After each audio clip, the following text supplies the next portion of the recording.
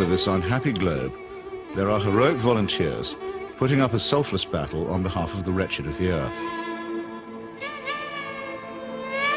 But only one of these is considered to have invisible means of support, to be nothing less than a saint. What makes Teresa of Calcutta so divine?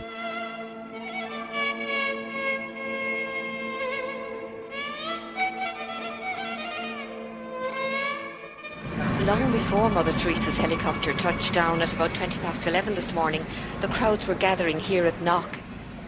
Among all of you who have made this pilgrimage to Knock this afternoon, we are privileged to have with us as a special guest at this Mass a pilgrim who has come from afar, a woman whose worldwide symbol for goodness and holiness. Not many claims made by the Irish clergy are widely or uncritically accepted, even in Ireland. But the saintliness of an Albanian nun named Agnes Boyaciu is a proposition that's accepted by many who are not even believers. Mother Teresa herself receives extravagant adulation as no more than her due. Of all the women in recent history, no one has captured the public imagination like Teresa of Calcutta. I'm not being facetious, and I'm certainly making no comparison when I say that no woman has made such an impact here since Our Lady herself appeared in 1879. So how did this auction of hyperbole and credulity get started? In that year of grace, 1969, the scrupulously neutral and objective British Broadcasting Corporation permitted that old fraud and mountebank Malcolm Muggeridge to pay a devotional visit to the Calcutta Shrine. Mother Teresa, after I met you in London, really the only thing I wanted to do is to come and see you in your work here. Now I've seen it. And of course it's a shining light. Himself arrogant, almost to the point of humility, Muggeridge became persuaded that he and his team had become the divinely appointed instruments of what he claimed was the first television miracle. During Something Beautiful from God, there was an episode where we were taken to a building that Mother Teresa called the House of the Dying. And Peter Schaefer, the director, said, well, it's very dark in here. Do you think we can get anything?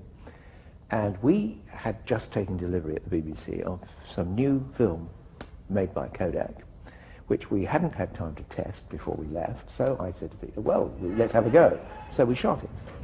And when we got back several weeks later, a month or two later, we're sitting in the Rushes Theatre at Ealing Studios, and eventually up came the shots of the House of the Dying. And it was surprising. You could see every detail. And I said, that's amazing, that's extraordinary. And I was going to go on to say, 3 cheers for Kodak. I didn't get a chance to say that, though, because Malcolm, sitting in the front row, spun round and said, it's divine light. It's Mother Teresa. You'll find that it's divine light, old boy.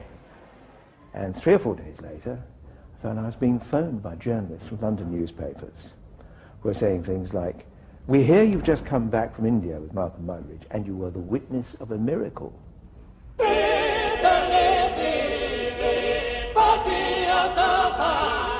And a star was born. This profane marriage between tawdry media hype and medieval superstition gave birth to an icon which few have since had the poor taste to question. It's like you're actually seeing a living saint. Give a man a reputation as an early riser, said Mark Twain, and that man can sleep till noon. How does the reputation of Holy Mother Teresa look if, just for a moment, we switch off Malcolm Muggeridge's kindly light?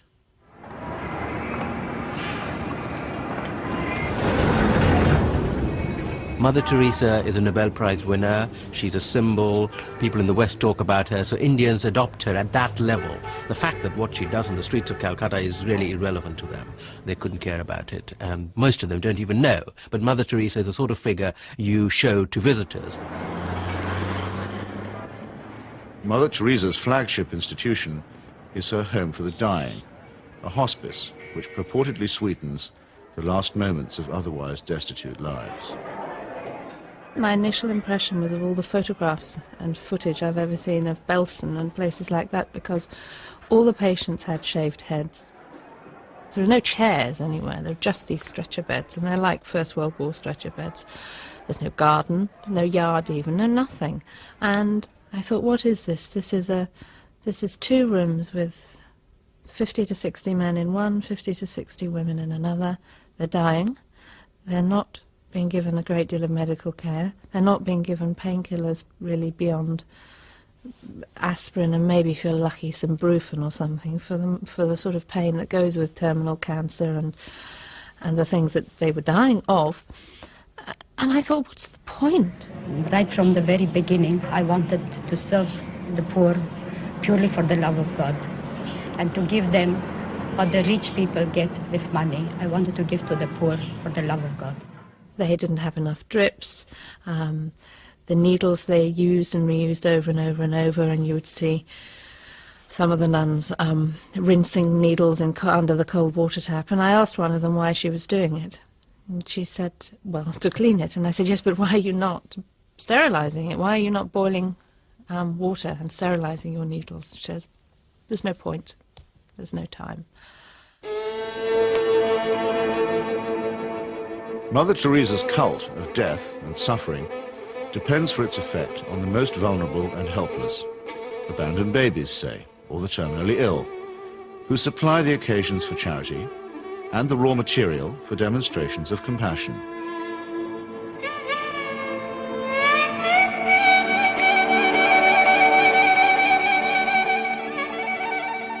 The first day I was there, when I'd finished working in the women's ward, I went and waited on the edge of the men's ward for my boyfriend, who was looking after a boy of 15 who was dying. And an American doctor told me that she had been trying to treat this boy and that he had a really relatively simple kidney complaint that had simply got worse and worse and worse because he hadn't had antibiotics, and he actually needed an operation. I don't recall what the problem was. She did tell me. And she was so angry, but also very resigned, which so many people become in that situation. She said, well, they won't take him to hospital. And I said, why? All you have to do is get a cab, take him to the nearest hospital, demand that he has treatment, get him an operation. She said, they don't do it. They won't do it. If they do it for one, they do it for everybody. And I thought, but this kid's 15.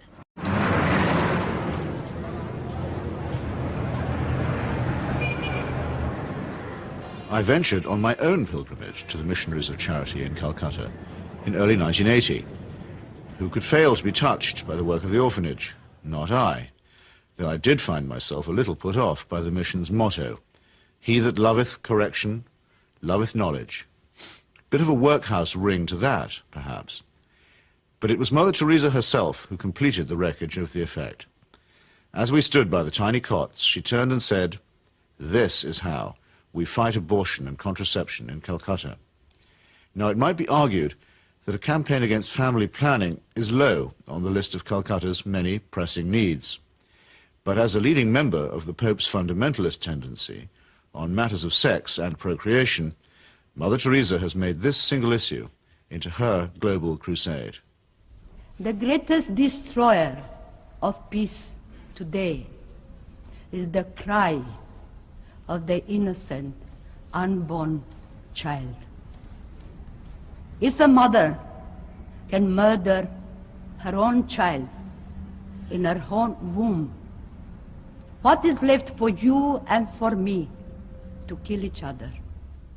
Tenderness about the unborn is an emotion that I share myself. But tenderness about the unborn also becomes an overtly political matter when it's preached by a presumable virgin who also campaigns against birth control. Let us promise Our Lady, who loves Ireland so much, that we will never allow in this country a single abortion.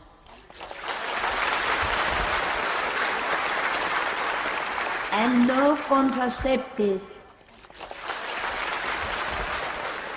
Mother Teresa has no politics, so she maintains, and so many people believe. But when she came to London in 1988, ostensibly as an advocate for the homeless, she bent the ear of the Iron Lady and sought to steer her to the support of a bill limiting abortion. The sponsors of that bill, who arranged the meeting, were in no doubt that her intervention was political. She's not a party political figure, but she's a political figure in the sense that, A, she is part of what may be called the Catholic agenda, the broader Christian right agenda, and the Catholic Church has been following what has generally been considered a hard-line approach under the present Pope. Now, she's part of that agenda, and that is fairly political agenda. I mean, you know, no abortion, opposition to birth control, ideas like that are fairly, you could say they would be contested in the political arena. And the second factor is that she is also part, if you like, of the Western agenda, where the West is still part of the third world. The rich world has a poor conscience. It wants, in fact it needs, to think that someone, somewhere, is doing something about the third world. And the Mother Teresa myth ministers to this desire. Here is a Western woman who has forsaken her life, albeit whatever life she might have had in Albania, you know, for sacrifice herself for the people of the third world. It makes the West feel better, you know. This is one of us again, once again rescuing the third world. Raising the roof. Yes, raising the roof. He's got his rations. Yes, he's got it, he's cleaning it. And then pay to shop. In the subliminal appeal that she generates, there is something of the mission to the heathen, something of the old colonial outpost, and something of Florence Nightingale. While in the silent and abject demeanor of her patients, there is something of the deserving poor. The great white hope in this iconography takes on the big black hole. And the rewards are by no means all in heaven.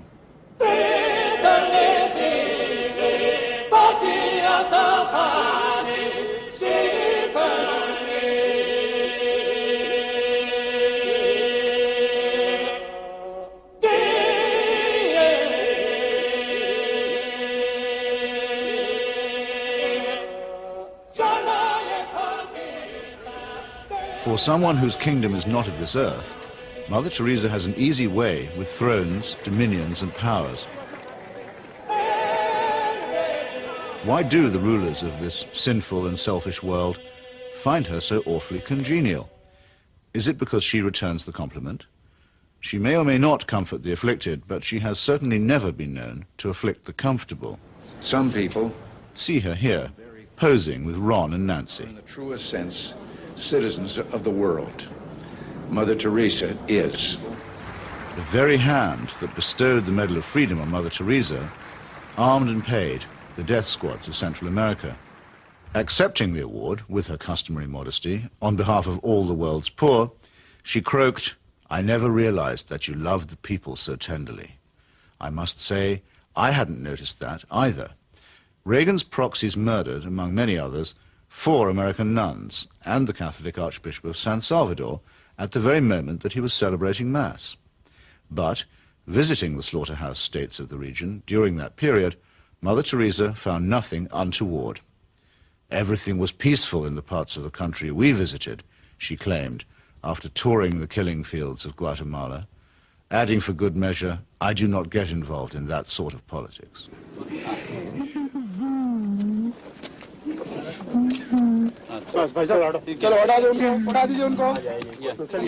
In 1984, a ghastly chemical spill from the Union Carbide plant in the Indian town of Bhopal took 2,500 lives and poisoned thousands more.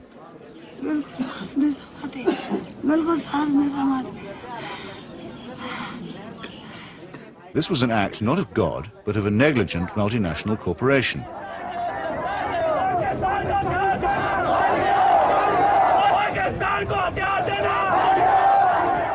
Mother Teresa's advice to the angry victims? Forgive. Forgive. what Mother Teresa has done is she has accepted implicitly the idea that there's nothing much you can do for the poor except take them off the streets and, look after them. You cannot change their attitudes. You cannot make them feel that they have an ability, they may even have the means to improve and change their lives. She's not bothered with that agenda. She's only bothered with the agenda of trying to rescue their souls and make them a bit better before they go on to the eternal life, which is a very understandable, but in fact a very old-fashioned Christian idea. It is not a question of saying, how can we tackle the real problems of poverty?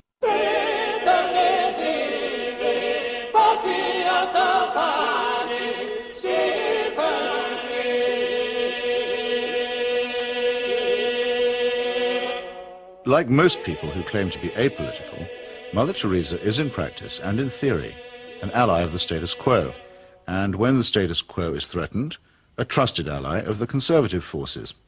This places her in bold contrast to those, even among the religious, who have rejected the fatalistic and submissive conclusions about poverty that are promulgated by Catholic traditionalists like her.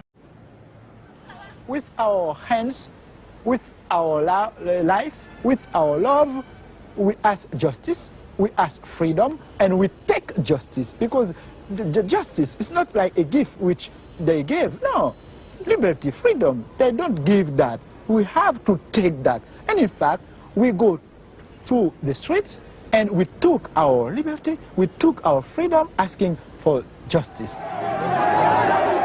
The Roman Catholic hierarchy has never forgiven Father Aristide, the legally elected president of Haiti, whom it regards as a base heretic. For his efforts to chase the moneylenders from the temple, he was banished from his order and forbidden to serve Mass. To the very last, the Vatican was the only foreign power to recognize the military junta that misruled Haiti. And the ground for this, too, was prepared by Mother Teresa. In 1980, she visited the island and accepted the Haitian Legion of Honor Award from Baby Doc Duvalier. She found much to praise in his corrupt, dynastic regime, telling astonished reporters that she had, quote, never seen the poor people being so familiar with their head of state as they were with the Duvaliers. It was a beautiful lesson for me, she simpered. I've learned something from it. The Haitian people, indeed, could not wait to get close to the Duvaliers, who in their turn moved forever to the French Riviera.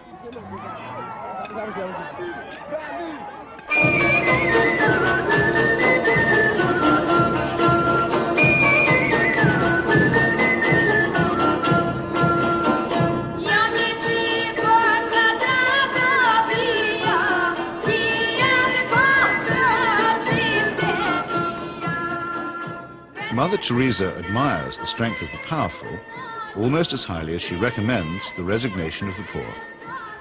When she visited her motherland of Albania, she appeared to take seriously St. Paul's notorious assertion that the powers that be are ordained of God. The Albanian authorities had proclaimed the world's first officially atheist state. They had persecuted all forms of worship except that of their leader, Enver Hoxha. No whit abashed, Mother Teresa laid a bouquet on Hoxha's tomb. Not content with honoring a Stalinist murderer and despot, she also bestowed a wreath on the monument of Greater Albania, a cause that was once smiled upon by Pope Pius IX and his friend Benito Mussolini.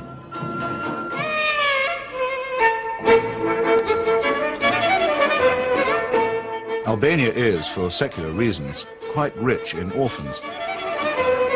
So there was ample scope for an orphanage specialist to praise the institutions of the regime while keeping silent about its victims.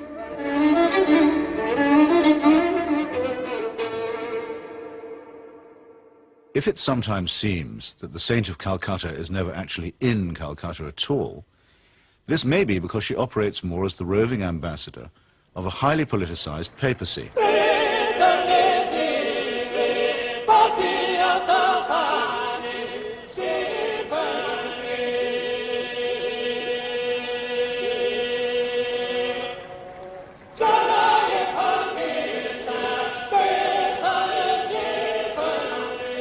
Vatican foreign policy has taken her from the shores of Lebanon, where the Roman Catholic militia perpetrated the mass murder at the Sabra and Shatila camps, to Nicaragua, where the Cardinal was the patron of the Contras, to Armenia, where she helped Mother Church gain a foothold in the Soviet Union. In return, the present Pope is known to have placed her on the fast track for canonization. This is the kind of politics in which she does indeed get involved. Sometimes when I think of Mother,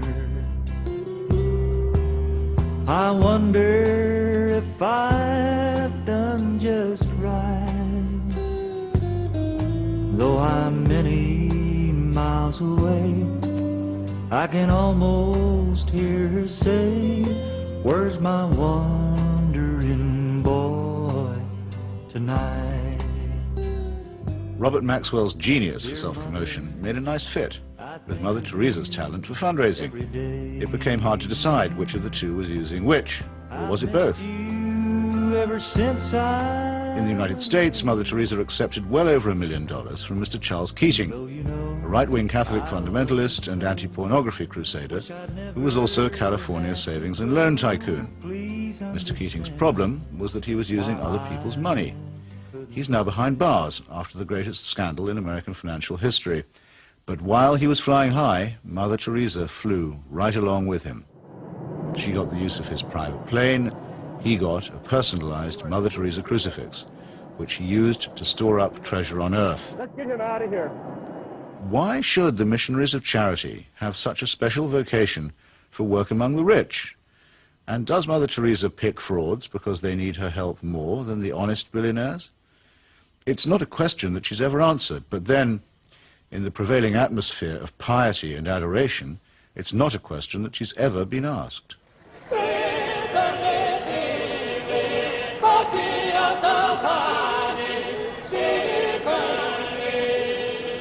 The Teresa cult is now a missionary multinational, with annual turnover in the tens of millions.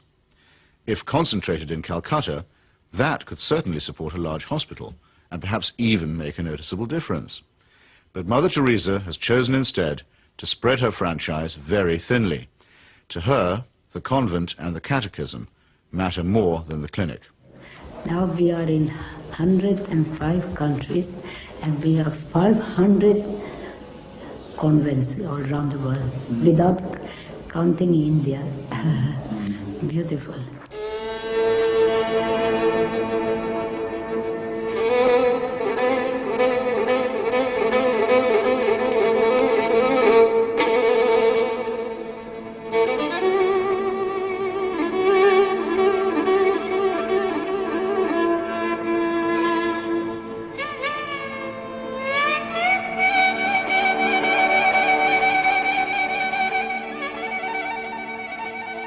Modesty, simplicity, humility. By these canonical keywords, we are taught that we may recognize saints. Yet Mother Teresa regards herself as mandated by heaven, which is hardly modest. She lends spiritual solace to dictators and to wealthy exploiters, which is scarcely the essence of simplicity. And she preaches surrender and prostration to the poor, which a truly humble person would barely have the nerve to do. When she speaks about private or public morality, opposing family planning, for example, or defining abortion as quite literally the greatest threat to world peace, she takes on the grim and tedious tones of the zealot and the fanatic. In a godless and cynical age, it may be inevitable that people will seek to praise the self-effacing, the altruistic, and the pure in heart. But only a complete collapse of our critical faculties can explain the illusion that such a person is manifested in the shape of a demagogue, an obscurantist, and a servant of earthly powers.